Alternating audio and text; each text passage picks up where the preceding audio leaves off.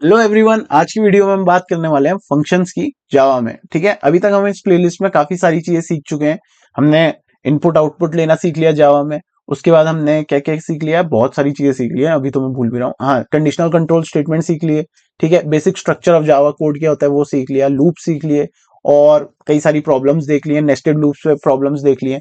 आज हम इस वीडियो में बात करने वाले हैं फंक्शंस की। ठीक है, फंक्शंस बेसिकली क्या होता है, ब्लॉक ऑफ कोड्स होते हैं। ठीक है, और अगर जब आपने बात करी होगी फंक्शंस की जावा में, तो आपको कई बार ये टर्म जरूर सुनने को मिला होगा, मेथड्स। राइट, फंक्शंस और मेथड्स काफी बार जावा में यूज किया जाता है।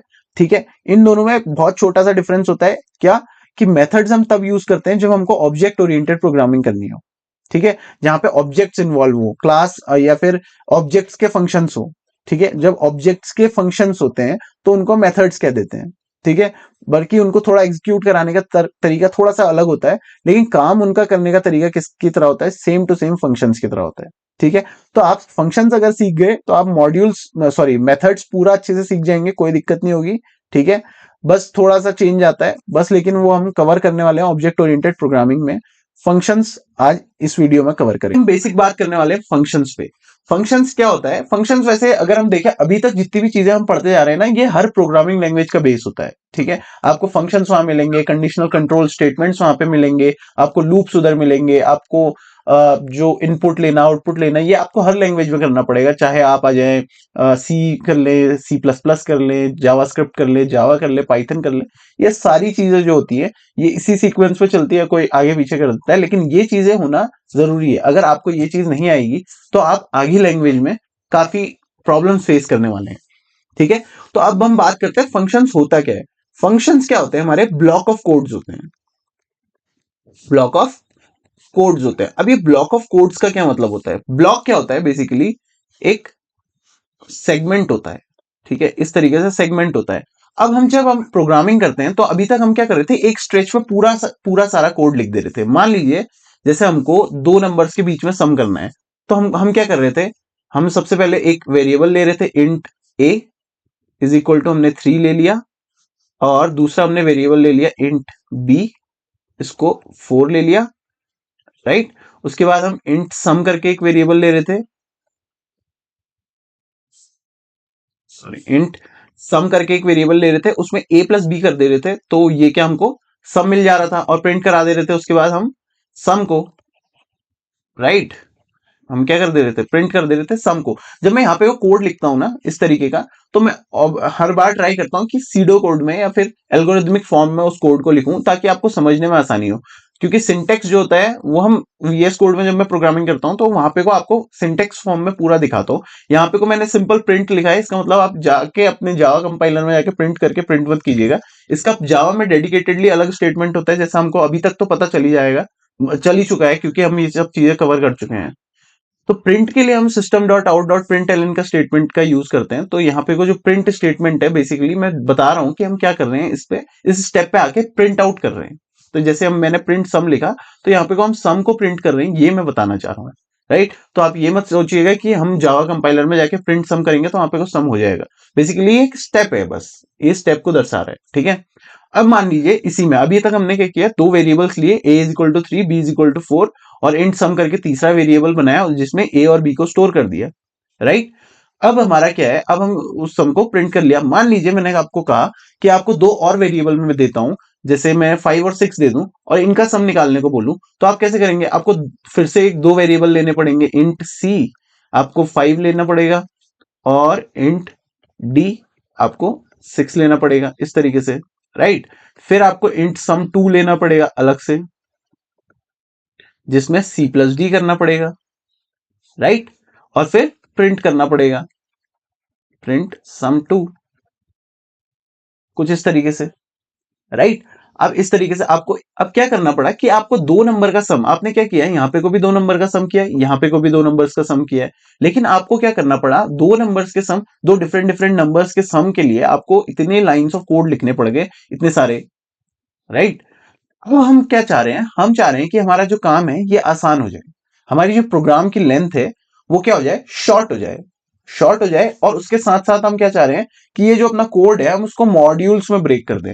मॉड्यूल्स क्या होते हैं, छोटे छोटे इस तरीके से ब्लॉक ऑफ कोड्स होते हैं। जो मैं बताना चाह रहा था, ब्लॉक ऑफ कोड्स क्या होता है, अगर मैं इसको इस तरीके से दो अलग अलग भागों में लिख लूं, तो ये एक कोड का ब्लॉक हो गया यहां पर को, और ये एक ब्लॉक ऑफ कोड हो गया, right. Basically block of code हम प्रोग्रामिंग में कर्ली ब्रेसेस से दिखाते हैं इस तरीके से। जैसे जब हम मेन फंक्शन बना रहे थे, मेन भी एक फंक्शन ही होता है, राइट।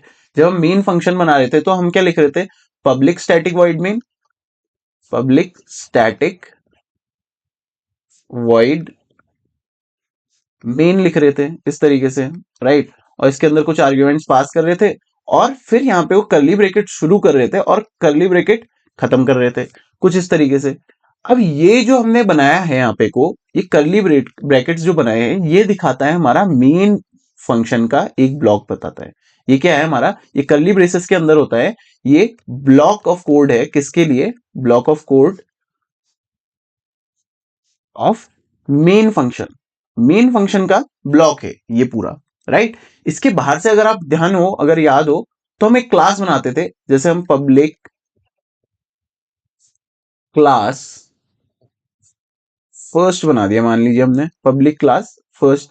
अब फिर हम उसके लिए इस तरीके से कर्ली ब्रेसेस लगाते थे। तो यहां से लेके यहां तक जो है, ये क्या है, फर्स्ट क्लास का हमारा ब्लॉक है, ठीक है। तो प्रोग्रामिंग में जब भी हमको ब्लॉक दिखाना होता है किसी कोड का, तो हम कर्ली ब्रेस का वहां पे को यूज करते हैं, जैसे कि हमने मेन फंक्शन में ये करा है, ठीक है। अब मेन भी क्या होता है, एक तरीके से फंक्शन ही होता है, लेकिन इसको यूज करने का तरीका हम अभी आगे को जैसे वीडियो में हम बढ़ेंगे तो वो देखेंगे जरूर। अब हमारा जो नॉर्मल फंक्शन भी है, वो भी मेन की तरह ही होता है, ठीक है। इसको भी हम बनाते हैं इसी तरीके से, इसमें भी कर्ली ब्रेसेस होते हैं, इसमें भी पब्लिक स्टैटिक और ये वॉइड वॉइड हो इंट हो इस तरीके से लिखा जाता है, और ये जो होता है ये फंक्शन का नाम, इस तरीके से हम पूरा तरीके से लिखते हैं। तो आगे को बढ़ते हैं, देखते हैं जो फंक्शन होता है वो उसकी डेफिनेशन हम क्या होती है, ये होती है block of code. Block of code अभी हमने समझा, ब्लॉक ऑफ कोड होता है जिसको हम लिखते हैं ताकि हम उससे कोई पर्टिकुलरली कोई टास्क को परफॉर्म करा सकें, और उसको हम कभी भी रैंडमली कहीं भी कॉल कर सकें, राइट। अभी रैंडमली कॉल कर सके ये आपको अभी समझ नहीं आएगा, जैसे जैसे आप वीडियो में आगे बढ़ेंगे, हम फंक्शन कॉलिंग डेफिनेशन जब पढ़ेंगे तो आप ये चीज समझ जाएंगे कि डेफिनेशन में कहना क्या चाह रहा हूं, ठीक है। Block of code which is return, which is return to perform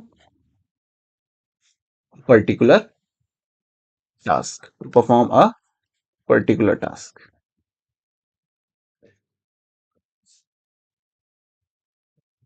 ठीक है। जैसे मेन फंक्शन है, मेन फंक्शन भी हमारा क्या होता है, मैंने बताया भी एक फंक्शन होता है, ठीक है। इसका भी अपना एक पर्टिकुलर टास्क है, कि जैसे ही ऑपरेटिंग सिस्टम मेन फंक्शन को कॉल करेगा, तो इसके अंदर के जितने भी इंस्ट्रक्शंस हैं वो लाइन वाइज एग्जीक्यूट होने लगते हैं।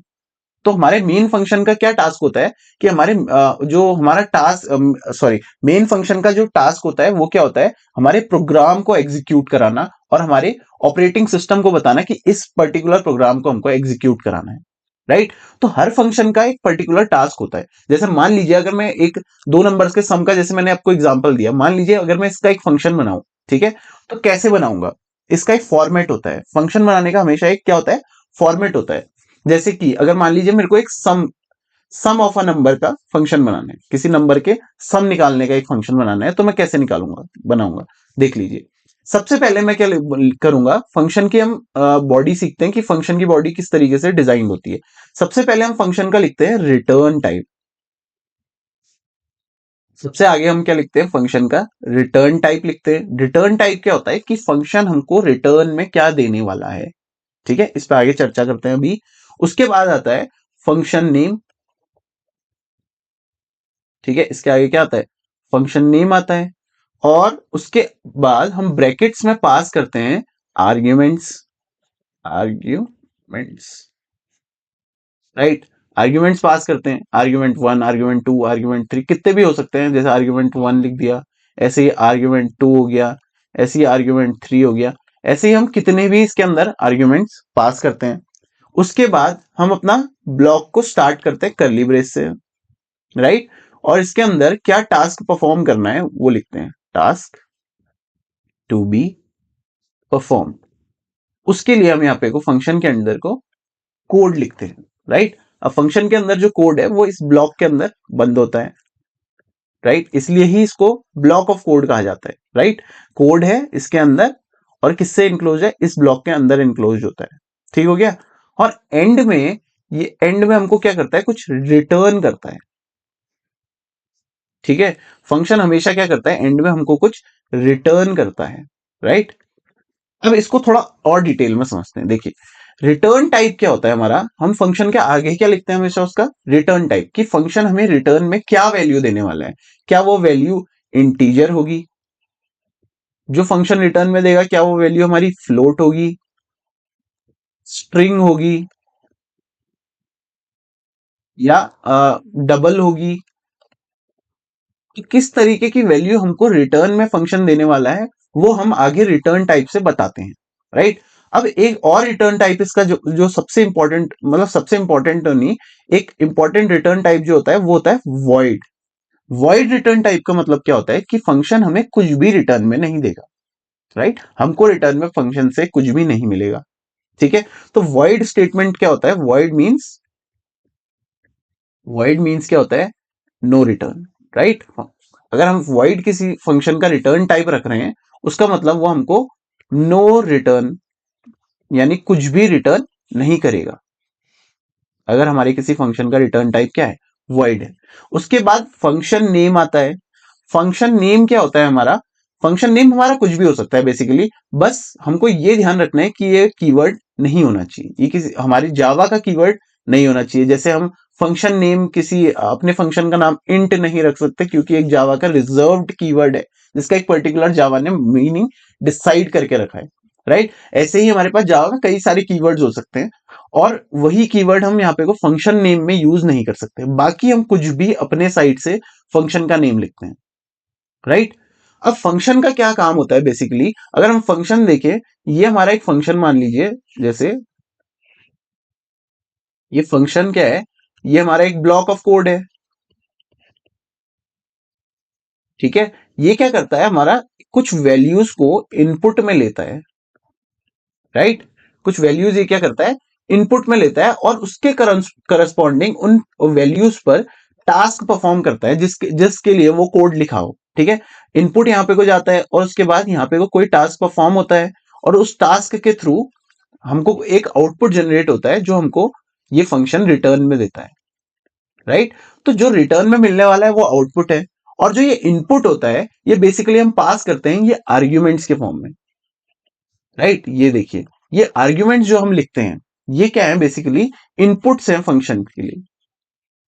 ये क्या होते हैं, इनपुट्स होते हैं हमारे फंक्शन के लिए, एज ए इनपुट का काम करते हैं। इसी इनपुट पे बेस्ड यहाँ पे को हम फिर उससे टास्क परफॉर्म करवाते हैं, ठीक है।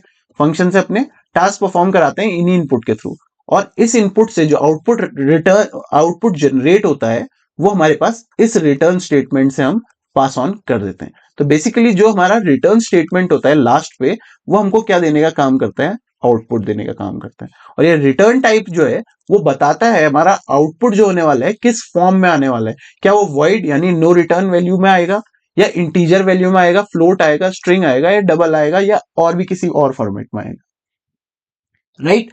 अभी हमने ऑब्जेक्ट ओरिएंटेड प्रोग्रामिंग नहीं पढ़ी है, तो हमारे पास दो हम चीजें, जब मेन फंक्शन बनाया था तो हमने पब्लिक स्टैटिक देखा था, राइट। जब हमने मेन फंक्शन बनाया था तो पब्लिक और स्टैटिक वहां पे को देखा था, ठीक है।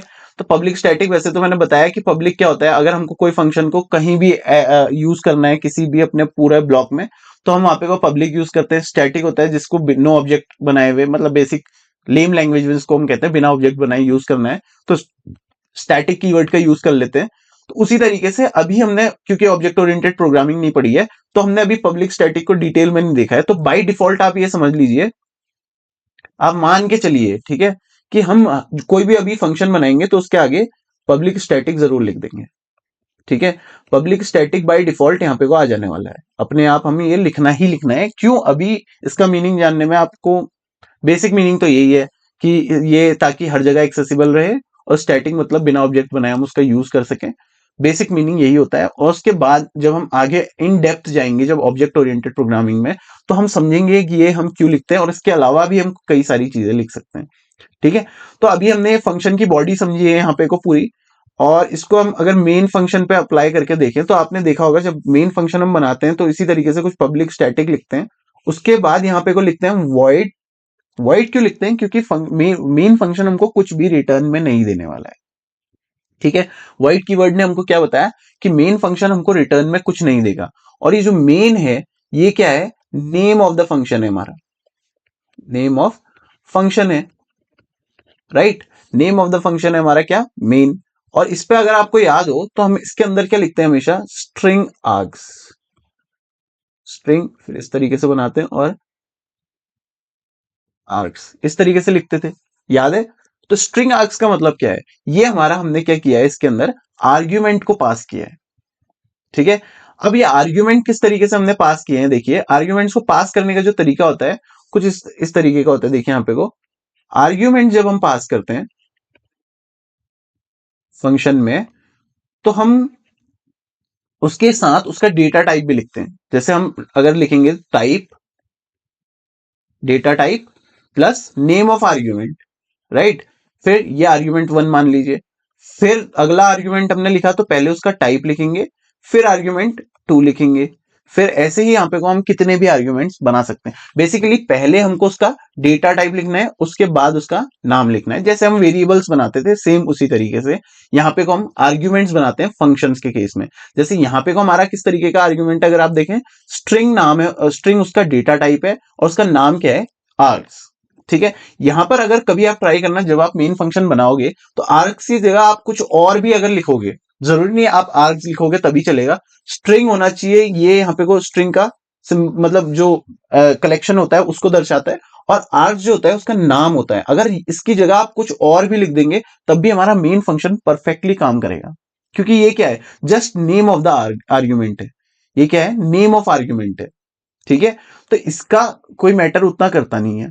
तो अगर आप इसकी जगह पे कुछ और भी अपना नाम लिख दोगे, स्ट्रिंग स्क्वायर ब्रैकेट्स और उसके बाद अपना नाम, तब भी मेन फंक्शन जो होगा परफेक्टली एग्जीक्यूट होता है, राइट। उसके बाद हम मेन में कोई भी रिटर्न, जैसे यहाँ पे को मैंने जब इसकी बॉडी बनाई थी बेसिक फंक्शन की, तो यहाँ पे कोई रिटर्न स्टेटमेंट लिखा था। तो मेन में ये रिटर्न स्टेटमेंट आपने कभी नहीं लिखा होगा। क्यों? क्योंकि इसका रिटर्न टाइप कुछ नहीं है, वॉइड है, यानी ये कुछ भी रिटर्न में नहीं देगा। तो इसलिए हमने यहाँ पे को मेन में कोई रिटर्न स्टेटमेंट नहीं लिखते हैं। समझ में आई बात? अगर हम वॉइड की जगह यहाँ पे को इंट कर देते, पब्लिक स्टैटिक इंट मेन, तब हमको कुछ ना कुछ यहाँ पे को रिटर्न में यहाँ पे को पास करना पड़ता। रिटर्न अब कुछ ना कुछ क्या पास करना पड़ता? इंटीजर पास करना पड़ता, 1 0 2 3 4 कुछ भी इंटीजर हमको पास यहाँ पे को करना पड़ता। इसलिए यहाँ पे को, क्योंकि इसका जो रिटर्न टाइप है वो वॉइड है, इसलिए हम यहाँ पे को कोई भी रिटर्न वैल्यू पास नहीं करते। ये हमारी हो गई basic body of the function, अगर आप इसको देखें तो। ठीक है, सबसे पहले क्या था? Return type of the function हम डिफाइन करेंगे, कौन सी वैल्यू फंक्शन हमको रिटर्न में देगा, यानी आउटपुट हमारे जो आउटपुट फंक्शन देने वाला है वो किस टाइप का आउटपुट होगा वो हमको पता चलेगा। फंक्शन नेम लिखेंगे, फंक्शन नेम कुछ भी हो सकता है, बस जावा का कोई कीवर्ड नहीं होना चाहिए। ठीक है, उसके बाद ब्रैकेट में हम पास करेंगे आर्ग्यूमेंट्स। आर्ग्यूमेंट पास करने का तरीका क्या होता है? सबसे पहले आर्ग्यूमेंट का हम डेटा टाइप लिखते हैं, उसके बाद आर्ग्यूमेंट का हम नाम लिखते हैं। ठीक है, सबसे पहले type of data type of argument, फिर आर्ग्यूमेंट का नाम। इसी तरीके से हम जितने भी आर्ग्यूमेंट पास करेंगे पहले उनका डेटा टाइप फिर उनका नाम लिखेंगे, राइट। उसके बाद ब्रैकेट क्लोज हो जाएगा जब आर्ग्यूमेंट्स पास हो जाएंगे। ये आर्ग्यूमेंट्स क्या करते हैं? बेसिकली इनपुट की तरह काम करेंगे उसका, और फिर इस इनपुट पे हम कोई टास्क परफॉर्म कराएंगे जिसके लिए हमने वो फंक्शन डिजाइन किया है, और उसके बाद एज अ आउटपुट यहाँ पे को हम कोई वैल्यू यहाँ पे को रिटर्न करवाएंगे उस फंक्शन से, राइट। अभी हम क्या देखने वाले थे? सम ऑफ टू नंबर्स का फंक्शन बना के देखने वाले थे। तो लेट्स ट्राई, बनाते हैं। तो सबसे पहले मैंने क्या कहा, अभी आपको बाय डिफॉल्ट पब्लिक स्टैटिक लिख देना है। ठीक है, पब्लिक स्टैटिक क्यों लिख रहे हैं, कैसे लिख रहे हैं, वो अभी हम object oriented programming in detail देखने वाले हैं। ठीक है, उसके बाद क्या था? Return type of the function. अब हम किसी दो नंबर का सम करवा रहे हैं। ठीक है, मान लीजिए ये दोनों जो नंबर्स हैं वो इंटीजर्स हैं। ठीक है, दो इंटीजर्स का सम करा रहे हैं, तो हमको जो रिटर्न में मिलेगा वो भी एक इंटीजर मिलेगा, इंटीजर वैल्यू सम में रिटर्न मिलेगी। तो हम यहाँ पे को रिटर्न टाइप क्या करने वाले हैं? उसका इंट, राइट। उसके बाद हमारा नेम ऑफ द फंक्शन आएगा, तो नेम ऑफ द फंक्शन हमारा क्या है? सम। उसके बाद हम आर्ग्यूमेंट्स पास करने वाले हैं। अब हम दो नंबर्स के सम के लिए ये जो है फंक्शन बना रहे हैं, तो इसके लिए हमको दो आर्ग्यूमेंट्स पास करने पड़ेंगे ताकि दो नंबर्स वो आर्ग्यूमेंट के थ्रू हमको मिल सकें। ठीक है, अब आर्ग्यूमेंट पास करने का तरीका क्या बताया था मैंने, डेटा टाइप फिर नेम ऑफ द आर्ग्यूमेंट। ठीक है, नेम ऑफ द आर्ग्यूमेंट फिर मतलब पहले डेटा टाइप फिर नेम ऑफ द आर्ग्यूमेंट। तो पहले डेटा टाइप लिख दूंगा मैं, दो इंटीजर नंबर का सम करना है तो इंट, और आर्ग्यूमेंट का नाम मैंने क्या लिख दिया, ए, यानी पहले नंबर का नाम मैंने लिखा है ए। ऐसे ही दूसरा नंबर आ जाएगा इंट बी, ये दूसरा आर्ग्यूमेंट हो जाएगा। ये दोनों हमारे लिए क्या काम करेंगे, एज अ इनपुट काम करेंगे। इन दोनों पे सम ऑपरेशन परफॉर्म होगा और हमको एक सम वैल्यू जो इनका वो आंसर होगा वो रिटर्न में मिलेगा। देखिए कैसे, अब इसके अंदर एक इंटीजर बनाऊंगा मैं, इंट सम। अब ये इंट सम क्या कर रहा होगा, दो नंबर के सम को स्टोर कर रहा होगा। क्या वो दो नंबर होने वाले हैं, ये और ये जो हमारे इनपुट्स थे। तो मैंने क्या किया, sum is equal to A plus B, इस तरीके से। तो इन दोनों का जो a प्लस बी जब हम करेंगे तो इन दोनों की वैल्यू क्या हो जाएगी, सम में स्टोर हो जाएगी। और इस वैल्यू को मैं क्या करा दूंगा, रिटर्न करा दूंगा। रिटर्न क्या कर दिया मैंने, सम। और यहां पे को हमारा फंक्शन क्या हो जाएगा, क्लोज हो जाएगा। फंक्शन का ब्लॉक जो हो गया हमारा क्लोज हो गया। ये हमारा दो नंबर्स के सम का क्या है, फंक्शन है। ठीक है, यहाँ पे को इनपुट हमारे क्या है, ये दो वैल्यूज क्या है हमारी, इनपुट्स की तरह काम कर रही है। ये और ये वैल्यू हमारी क्या है, इनपुट की तरह काम कर रही है। इस इनपुट पे हमने ये टास्क परफॉर्म कराया कि दोनों इनपुट वैल्यूज को हमारा क्या करना है, ऐड करना है। हमने इन दोनों से ये टास्क परफॉर्म कराया और एक सम नाम का एक इंटीजर वेरिएबल हमने क्या जनरेट कर दिया, आउटपुट में जनरेट कर दिया। ठीक है, अब ये जो रिटर्न कर रहा है वो एक थ्रो एंड कैच की, चलो इसको थोड़ा बाद में देखते हैं। अभी तक तो हमने देख लिया फंक्शन ये कैसे बनाते हैं, इसकी बॉडी क्या होती है, ठीक है, और फंक्शन क्या होता है, ये सब हम देख चुके हैं। अब देखते हैं, जब हम फंक्शन पढ़ते हैं तो हमको दो चीजें बहुत डिटेल में पढ़नी चाहिए। वो दो चीजें हमारी क्या होती हैं, एक तो फंक्शन डेफिनेशन, फंक्शन डेफिनेशन, और दूसरा होता है हमारा फंक्शन कॉलिंग, फंक्शन कॉलिंग। दो हमारी चीजें होती हैं। ठीक है, फंक्शन डेफिनेशन हमारा क्या होता है, किसी फंक्शन को बनाने को, किसी फंक्शन के बनाने को हम क्या कहते हैं, फंक्शन डेफिनेशन कहते हैं, यानी कि function banana. Right, function banana is what, function definition. और उस फंक्शन को मेन फंक्शन में आके यूज करना। ठीक है, उस फंक्शन को यूज करना हमारा क्या होता है, फंक्शन कॉलिंग होता है। ठीक है, जब हम फंक्शन बनाएंगे तो उसको क्या कहते हैं, फंक्शन डेफिनेशन कहते हैं। और जब हम फंक्शन को यूज करेंगे तो हम उसको क्या कहते हैं, फंक्शन कॉलिंग कहते हैं। आइए हम अपने कंपाइलर में चलते हैं और इसको एग्जीक्यूट करा के देखते हैं।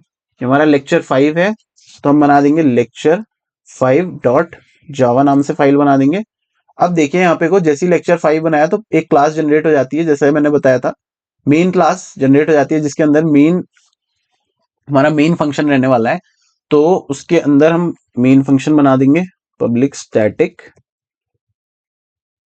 वॉइड मेन, और इसके अंदर हम एज यूजुअल अपने स्ट्रिंग आर्ग्यूमेंट्स पास करेंगे।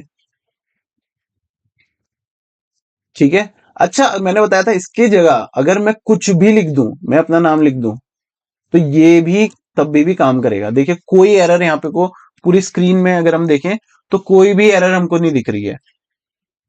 ठीक है, कोई भी एरर यहाँ पे को दिख नहीं रही है, कहीं पे दिख रही रेड लाइन, कुछ नहीं दिख रही। तो इसका मतलब हमारा क्या है कि जो हमारा, अगर हमने यहाँ पे को नेम चेंज जैसे अगर हम कर देते हैं, मान लीजिए अगर यहाँ पे को हम नेम चेंज भी कर देते हैं, स्ट्रिंग आर्ग्स की जगह कुछ और भी लिख देते हैं, तो हमारा जो मेन फंक्शन होगा वो नेचुरली चलता रहेगा जैसा चलता है। ठीक है, तो इसका मतलब ये नहीं कि हमको अगर हमने कहीं यहाँ पे को स्ट्रिंग आर्ग्स लिखा है तो आर्ग्स, यही स्ट्रिंग आर्ग्स ही लिखना है। बस यहाँ पे को स्ट्रिंग जो था इसका ये डेटा टाइप है और आर्ग्स जो है उसके नाम है जो आर्ग्यूमेंट हमने पास किया है। ठीक है, जैसा मैंने बताया था उधर पे। ठीक हो गया। अब मैं क्या बनाना चाह रहा हूं, इसके अंदर एक फंक्शन बनाना चाह रहा हूं, तो हम उसी मेन क्लास के अंदर जाएंगे और मैंने जैसे बताया था बाय डिफॉल्ट पब्लिक स्टैटिक लिख देंगे। ठीक है, उसके बाद क्या आता है, data type of the function int. ठीक है, उसके बाद नेम ऑफ द फंक्शन सम, और उसके अंदर आर्ग्यूमेंट्स क्या थे, इनपुट्स। जैसे मेरे को 2 नंबर का सम करना था, 2 इनपुट देने पड़ेंगे। इनपुट देने का तरीका, सबसे पहले इनपुट का डेटा टाइप और उसके बाद इनपुट का नाम, ठीक है। उसके बाद सेकेंड इनपुट का डेटा टाइप और उसका नाम, राइट। अब यहाँ पे को हम फंक्शन का ब्लॉक शुरू कर रहे हैं। देखिए ये जो है यहाँ पे को, ये फंक्शन का एक ब्लॉक है क्योंकि कर्ली ब्रेस के अंदर, तो ये एक ब्लॉक बन चुका है। अब हम इन 2 इनपुट्स के बेसिस पे हम क्या कराने वाले हैं, वहां पे को कुछ टास्क परफॉर्म कराने वाले हैं। कैसा टास्क परफॉर्म कराने वाले हैं, देखिए हम क्या कराने वाले हैं, एक वैल्यू लेंगे इंट एस और इसमें क्या कर देंगे, ऐड कर देंगे a प्लस बी, जो भी यूजर ने हमको दिया है, इस तरीके से, ठीक है। अब हम उसके बाद क्या करेंगे, रिटर्न करा देंगे इस s को कुछ इस तरीके से। तो ये हमारा एक फंक्शन बन के रेडी हो चुका है, जो हमारा क्या करेगा, 2 वेरिएबल्स का सम कराएगा। कैसे काम किया, पब्लिक स्टैटिक बाय डिफॉल्ट, अभी तक बाय डिफॉल्ट लिखना है। फिर data type of the function लिखेंगे सबसे पहले, ठीक है। इंटीजर, देखिए इंटीजर डेटा टाइप है, तो एक इंटीजर वैल्यू ही रिटर्न में दे रहा है। ऐसे एक इंटीजर है ना, इंट एस से हमने इसको डिक्लेयर किया, तो इंटीजर वैल्यू ही रिटर्न में देगा, ठीक है। उसके बाद आया नेम ऑफ द फंक्शन, उसके बाद उसके अंदर 2 इनपुट्स आए, जो हमने इस फंक्शन को 2 इनपुट्स दिए हैं, ए और बी, राइट।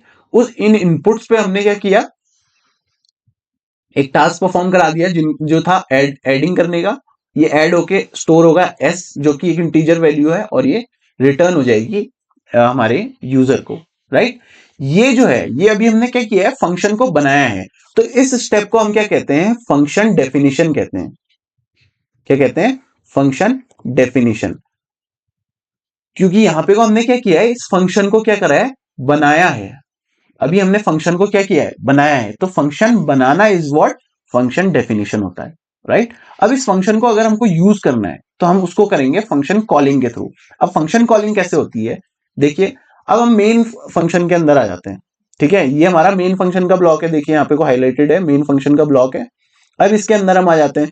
इसके अंदर हमको क्या करना है, इस बने बनाए फंक्शन को यूज करना है। जैसे कि मैंने जब आपको पढ़ाना यहाँ पे को लेक्चर स्टार्ट किया था, तो मैंने 2 नंबर का सम करवाया था यहाँ पर, ए और बी का। फिर उसके बाद मेरे को वही काम कराना पड़ा सी और डी से, ठीक है। तो हमारा कितने लेंथ ऑफ कोड था, इतना लंबा कोड हमको लिखना पड़ा यहाँ पे को। अगर आप देखें तो कितना, 1 2 3 4 5 6 7 लाइन, 8 लाइन का कोड लिखना पड़ा, ठीक है, 2 नंबर का सम कराने के लिए। लेकिन यहाँ पर अगर मान लीजिए मुझे सम कराना है 2 नंबर्स का, अब मैं क्या करूंगा, सीधा यहाँ पे को एक इंटीजर लूंगा। जैसे मान लीजिए इंटीजर लिया मैंने सी, और इस पे मैं क्या कर दूंगा, सीधा अपने फंक्शन को यहाँ पर कॉल कर दूंगा। फंक्शन कॉल करने का तरीका क्या होता है, सीधा फंक्शन का नाम लिखेंगे और उस पे पास कर देंगे अपने पैरामीटर्स 3 और 4, ठीक है। ये हमारा क्या है, ये हमारा फंक्शन कॉलिंग हो गया। ये क्या होता है हमारा फंक्शन कॉलिंग। फंक्शन कॉलिंग हम कैसे करते हैं, देखिए फंक्शन कॉलिंग करने का तरीका हमारा क्या होता है, फंक्शन कॉलिंग करने का तरीका क्या होता है, मेन फंक्शन में जाएंगे, मेन फंक्शन के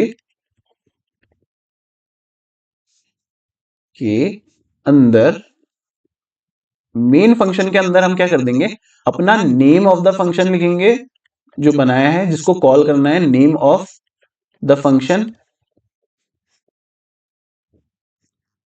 और उसके अंदर पास करेंगे पैरामीटर्स।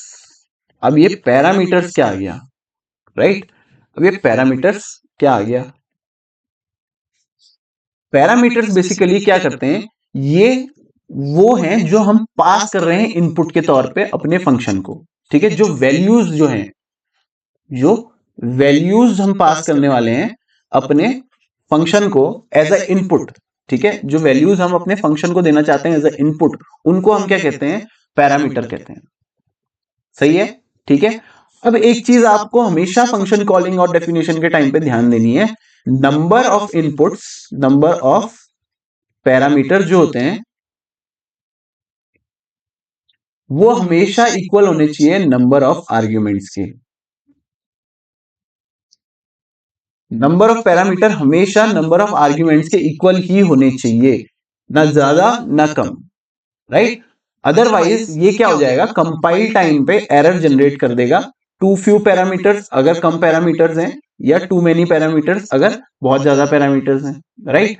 तो हमेशा ध्यान रखो, जितने आप पैरामीटर यहां से पास कर रहे हो, उतने आर्ग्यूमेंट्स हमारे फंक्शन डिफाइन करते टाइम होने चाहिए। अब आप कब आर्ग्यूमेंट कहना है, कब पैरामीटर कहना है, अक्सर कंफ्यूजन होता है। तो हमेशा आप याद रखिए, जब भी आप फंक्शन को डिफाइन कर रहे हैं तो वहां पर वो एज अ आर्ग्यूमेंट जाता है, ठीक है। और जब भी आप फंक्शन कॉलिंग कर रहे हैं तो वहां पे को एज अ पैरामीटर जाता है। Basically both are inputs for the function. बस यहाँ पे को पैरामीटर्स में क्या करते हैं हम, या तो पैरामीटर्स जब हम पास करते हैं यहाँ पे को, इसको क्या कहते हैं, पैरामीटर पासिंग बोलते हैं, ठीक है। तो जब हम पैरामीटर्स लिखते हैं तो पैरामीटर हम दो तरीके से पास कर सकते हैं, by value and by reference, ठीक है। बट जावा में जो होता है, जावा में पॉइंटर नाम का एक कंसेप्ट होता है जो एब्सेंट होता है। जावा में पॉइंटर्स नहीं होते, इसलिए यहाँ पे को जावा में क्या होता है, पास बाय रेफरेंस नहीं होता, केवल वैल्यू पास होती है, राइट। तो यहाँ पे को हम जो इनपुट है, जैसे हमने बस बता रहे हैं कि यहाँ पे को जब हम फंक्शन डिफाइन कर रहे हैं तो हम फंक्शन को बताते हैं कि कितने इनपुट्स पे आपको काम करना है, बस वो इनपुट क्या होने वाले हैं वो हम यहाँ पे को पैरामीटर से बताते हैं। समझ में आया मैं क्या कहना चाह रहा हूं? जब हमको फंक्शन डिफाइन करना है तब हम आर्ग्यूमेंट से बताते हैं कि कितने इनपुट होंगे, कितने इनपुट होंगे, कितने इनपुट होंगे, ये हमको कैसे पता चलता है, अपने आर्ग्यूमेंट से, ठीक है।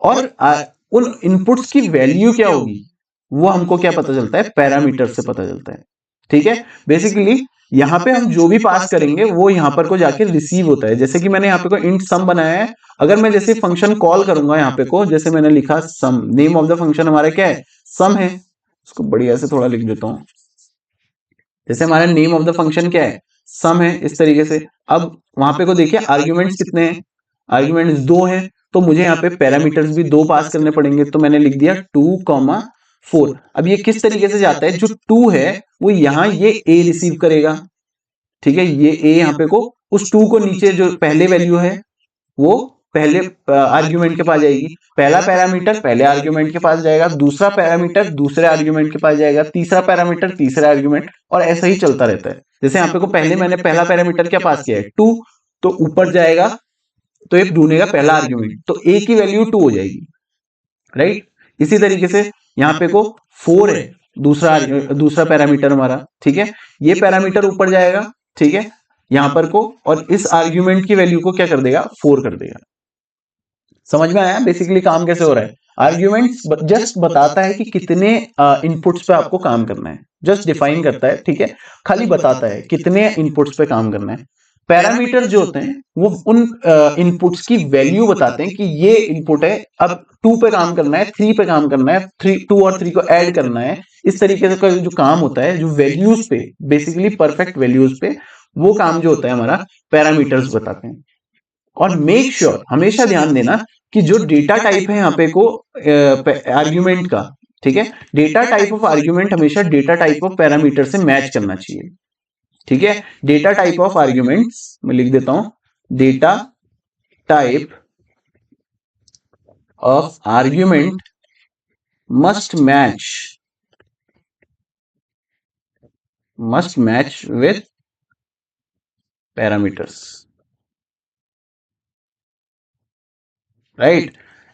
ये हमेशा आपको ध्यान देना है, स्टार पॉइंट हमारा मेन, कि डेटा टाइप ऑफ आर्ग्यूमेंट जो होता है वो मैच करना चाहिए डेटा टाइप ऑफ पैरामीटर से, और दूसरा नंबर ऑफ पैरामीटर्स जो है हमारे वो हमेशा नंबर ऑफ आर्ग्यूमेंट्स के इक्वल होने चाहिए। जैसे मैंने ऊपर डेटा टाइप रखा था इंट ए लिखा था, तो मैंने मेक श्योर किया कि मैं यहां से दो इंटीजर वैल्यू ही पास करूं, ठीक है। इतना समझ में आया, फंक्शन डेफिनेशन और फंक्शन कॉलिंग पूरा समझ में आ गया, ठीक हो गया। अब आगे बढ़ते हैं कि ये फंक्शन किस तरीके से काम करते हैं, ठीक है। ये बेसिकली काम करते हैं एज अ कैचिंग प्रैक्टिस की तरह, ठीक है। जैसे रिटर्न, जैसे ऊपर स्टेटमेंट मैंने यहाँ पे को लिखा है, ये वाला स्टेटमेंट, ठीक है।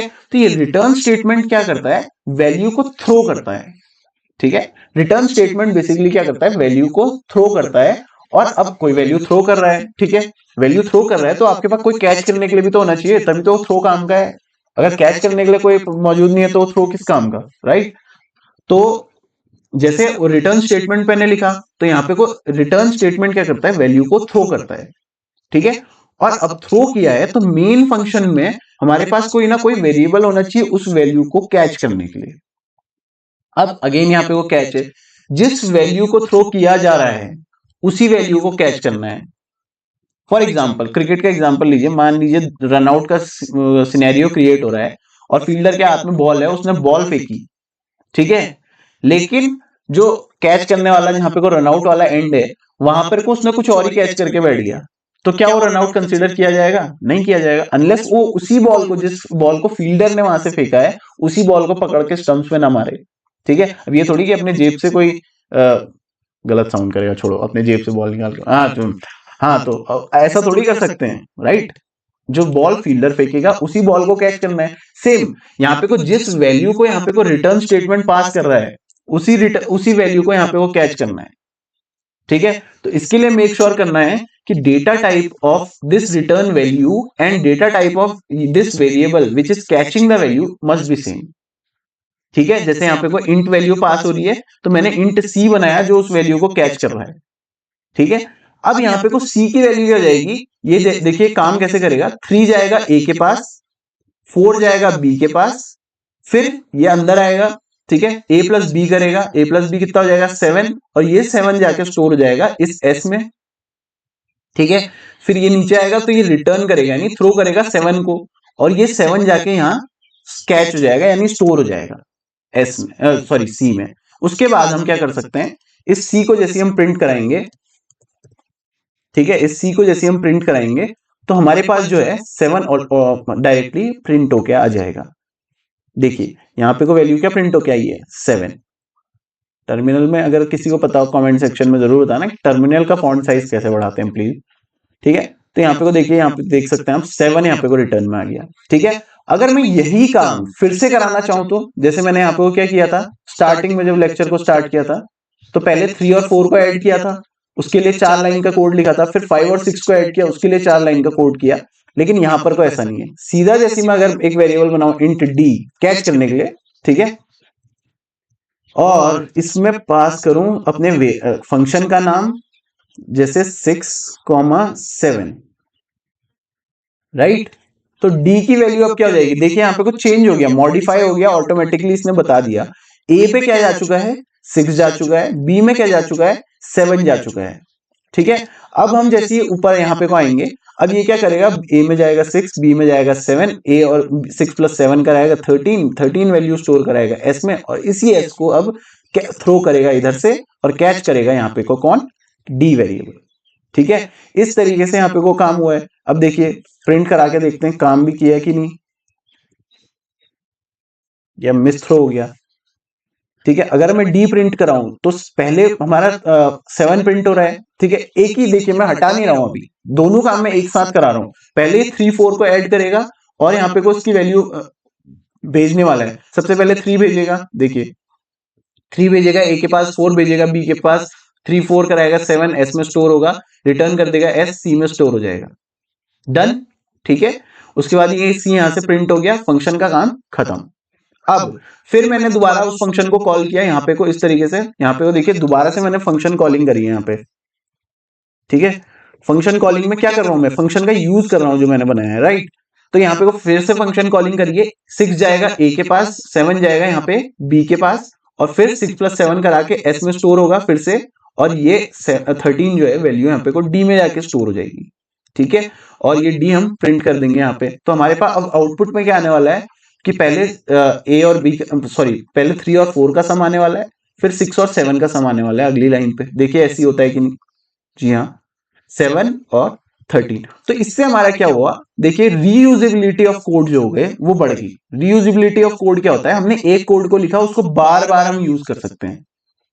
तो इससे क्या होता है, जो डेवलपर होता है उसके एफर्ट्स कम होते हैं, राइट। तो रीयूजेबिलिटी, जितना आपका कोड रीयूजेबल होता है उतना बेनिफिशियल उस कोड को माना जाता है। जैसे फंक्शंस की हेल्प से हम क्या कर दिया, इस कोड को रीयूजेबल बना दिया। जैसे हम 8 लाइन का कोड अभी लिख रहे थे, अभी ये काम हमारा 2 लाइन में हो चुका है। देखिए केवल 4 लाइन लिखना पड़ा मुझे, और मेरा पूरा उसने क्या कर दिया, रिटर्न कर दिया। अब मैं यहाँ पे अगर मुझे 2 नंबर पिछले उसमें जो मैं पुराने फॉर्मेट में कर रहा था पिछले उसमें, तो अगर मेरे को 2 नंबर्स को और ऐड करना पड़ता तो वो क्या करता, फिर 2 नंबर्स लेता, 2 नंबर को ऐड करता, इसलिए 4 लाइन और लगती, 4 लाइन फिर अगले 2 नंबर को ऐड करने के लिए। तो मुझे 8 नंबरों को ऐड करने के लिए कितने 4 टाइम्स 4 16 लाइन्स ऑफ कोड लग गया।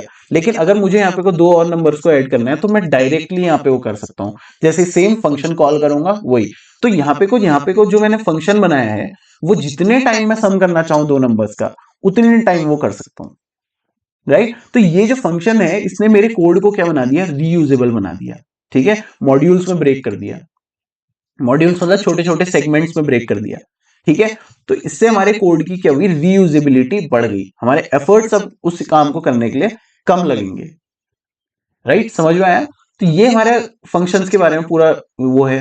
ठीक है, अब ये फंक्शन जो है बैकएंड में कैसे काम करता है ये भी देख लेते हैं। ठीक है, थोड़ा अब यहाँ पे को पूरा तो हम समझ चुके हैं। अच्छा एक काम करते हैं, यहाँ पे को अगर मान लीजिए हम वॉइड फंक्शन बना दें, ठीक है, अगर हम कोई वॉइड फंक्शन बना के देखते हैं।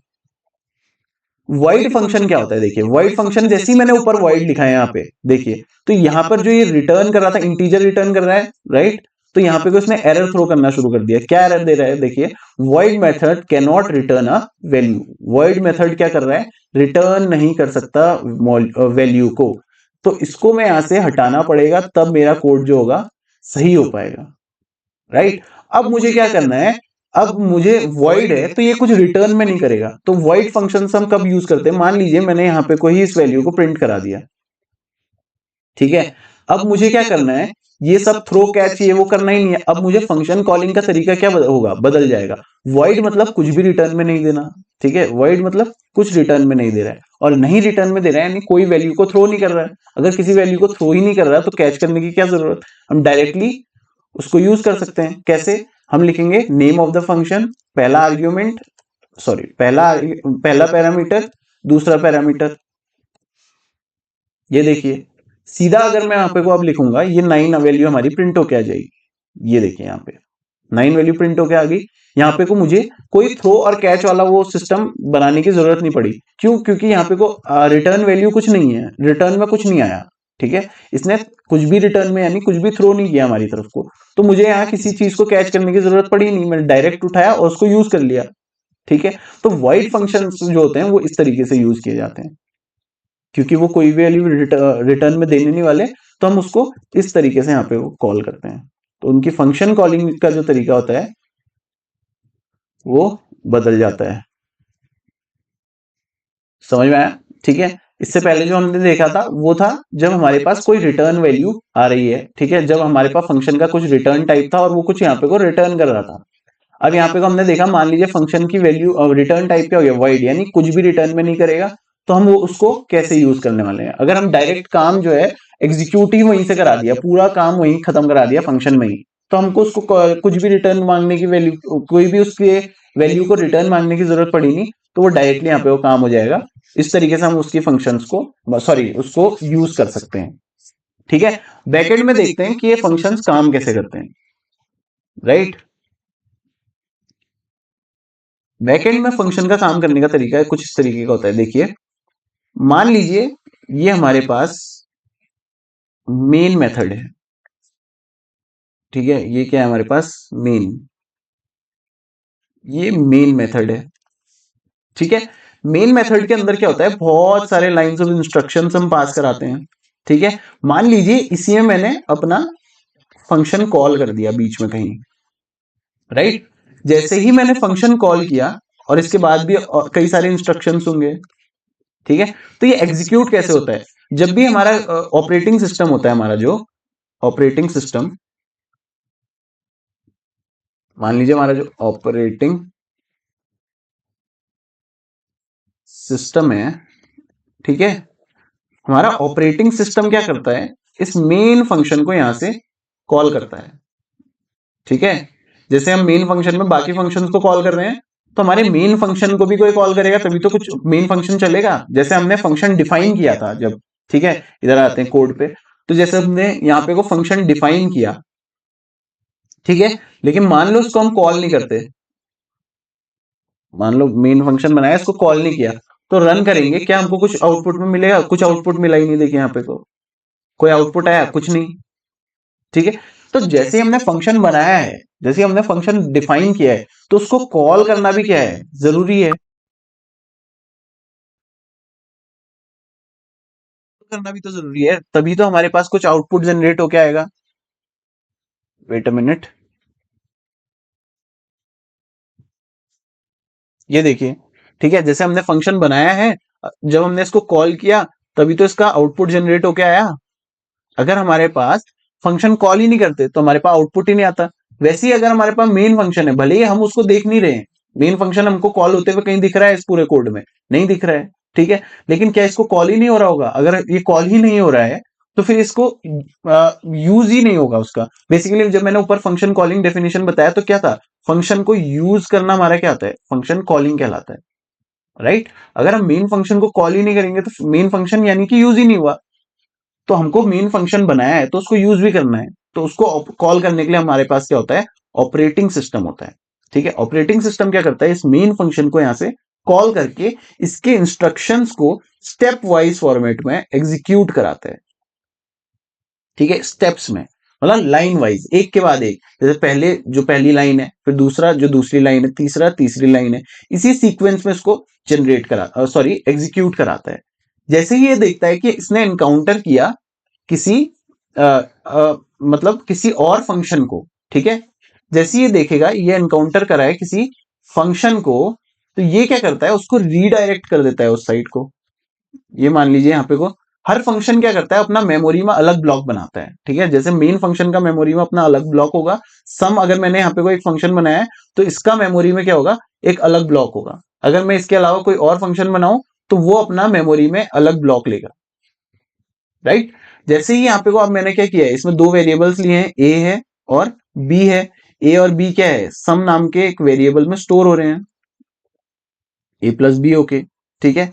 और ये रिटर्न कर रहा है उसके बाद हमारे पास सम को कुछ इस तरीके से, यहाँ पे से वैल्यू क्या रिटर्न कर रहा है, हमारी सम हमारा रिटर्न हो जा रहा है। तो जैसे ही यहाँ पे को हमारे मेन ऑपरेटिंग सिस्टम ने मेन फंक्शन को कॉल किया, ठीक है, इसने क्या किया, लाइन वाइज यहाँ पे को एग्जीक्यूट कराना शुरू किया। जैसे इसने एनकाउंटर किया कोई फंक्शन को तो ये क्या करता है, अपना मेमोरी छोड़ के फंक्शन सम की मेमोरी में चले जाता है। सम की मेमोरी में जाएगा, उसके बाद सम के अंदर जो लाइन इंस्ट्रक्शंस होंगे वो भी कुछ इसी फॉर्मेट में लाइन वाइज फॉर्मेट में स्टोर होंगी, राइट। तो उनको क्या करता है, लाइन वाइज फॉर्मेट में स्टोर करा सॉरी लाइन वाइज फॉर्मेट में क्या कराता है, एग्जीक्यूट कराता है। जैसे यहाँ पे का आया सम हुआ तो यहाँ पे को लाइन वाइज फॉर्मेट में एग्जीक्यूट कराया।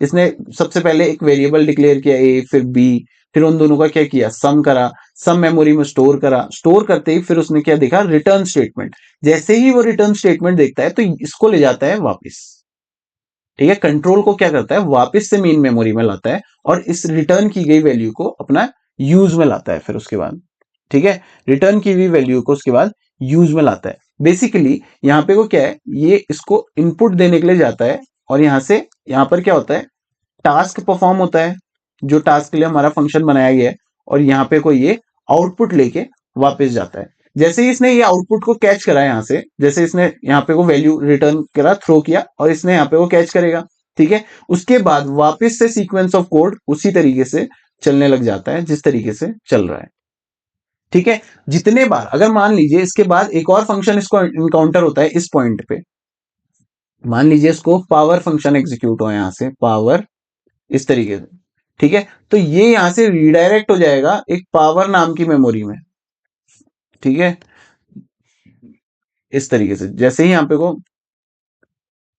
पावर इस तरीके से, राइट, फिर यहाँ पे को स्टेप वाइज कोड जनरेट होगा, ये रिटर्न करेगा। अगर रिटर्न नहीं करेगा, अगर मान लीजिए void फंक्शन है, जैसे मान लीजिए void है, इसका रिटर्न टाइप क्या है, void, तो क्या करेगा, ये रिटर्न में कुछ नहीं दे रहा होगा, ठीक है, तो ये क्या करेगा, स्टेप वाइज फॉर्मेट में इसके सारे कोड्स को एग्जीक्यूट कराएगा, इसको और देखेगा जैसे अच्छा ठीक है, इसके बाद कोई एग्जीक्यूट करने के लिए नहीं है, वापस यहीं पे को कंट्रोल ले जाके फिर इस वाले स्टेप को जनरेट करने लग जाता है, ठीक है।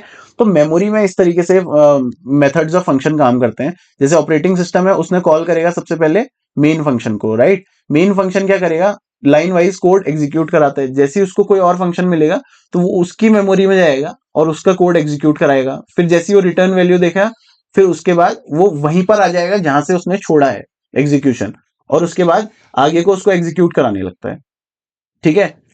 इस तरीके से हमारा ये काम करता है। मान लीजिए अब इसी में क्या होता है, हर फंक्शन अपना अपना मेमोरी में अलग ब्लॉक बनाएगा। मान लीजिए मैं एक और फंक्शन बनाऊं तो वो जाएगा अपना मेमोरी में अलग स्पेस एक्वायर कर लेता है।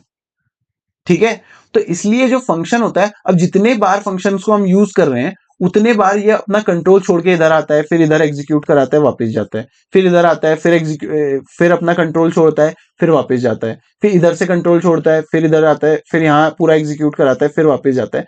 तो बेसिकली ये क्या करता है, काफी टाइम कंज्यूमिंग प्रोसेस हो जाता है। तो यूज ऑफ फंक्शन जो होता है हमारा, यूज ऑफ फंक्शन जो होता है हमारा, टाइम कॉम्प्लेक्सिटी थोड़ा बढ़ा देता है। ठीक है, टाइम कॉम्प्लेक्सिटी को, यानी कि किसी प्रोग्राम को कितना टाइम वो लग रहा है, किसी प्रोग्राम को एग्जीक्यूट होने में, पूरा एग्जीक्यूट होने में कितना टाइम लग रहा है, वो यहाँ पे को बढ़ जाएगा अगर हमारे पास एक्सेसिव यूज ऑफ फंक्शन होता है। तो फंक्शंस का यूज भी क्या करना है, लिमिटेड करना है, जहां पे जरूरत है केवल उतना ही फंक्शंस को यूज करना है। ठीक हो गया, ये यहाँ पे को लेक्चर था फंक्शंस का। उम्मीद है आपको समझ में आया होगा। ठीक है, ऐसे ही हमारे और इंफॉर्मेटिव लेक्चर्स के देखते रहने के लिए बने रहे हमारे साथ, चैनल को लाइक करें, सब्सक्राइब करें। ठीक है, और कुछ भी अगर समझ में नहीं आता है या कुछ भी हो तो कमेंट सेक्शन में जरूर उसको मेंशन करें। कोई प्रॉब्लम आप सॉल्व करवाना चाह रहे हो उसको भी कमेंट सेक्शन में जरूर मेंशन करें। ठीक है, आज के लिए इतना ही।